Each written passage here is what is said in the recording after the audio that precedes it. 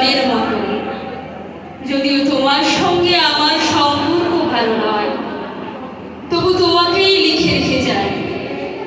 গত 2 বছর তোমার মায়ের চিকিৎসা বাবদ আমার যৎসামান্য সঞ্চয় আপাতত নিঃশেষিত। চিকিৎসার ব্যয়ভার আমি আর নিতে পারছিলাম না। জীবনে তোমার টাকা ছুঁইনি, মরেও ছুঁব না। আমি আজীবন ছাত্র করিয়েছি, কেন তো কোনো অন্যায় করিনি। গত মাসে আমার স্কুলে এক অভিভাবক এসে ঝুলে ঝুলি বলেন তার ছেলেকে নেবার জন্য। আমি প্রথম দিন ফিরিয়ে দিই, দ্বিতীয় দিন ফিরিয়ে দিই, তৃতীয় দিন পারিনি। তিনি একটা বড় খামে আমাকে 30,000 টাকা দিয়ে চলে যান। সেই টাকায় এই মাসে তোমার মায়ের চিকিৎসা চলছে।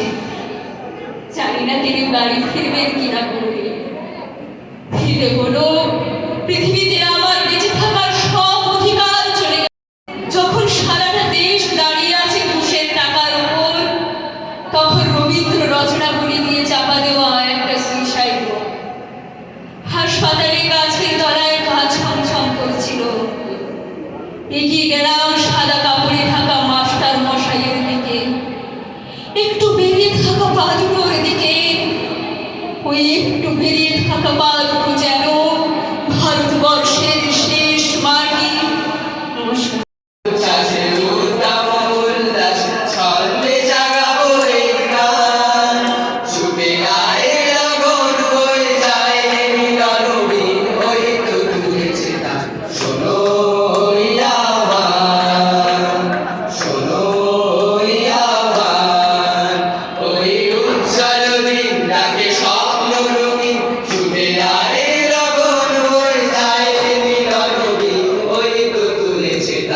Solo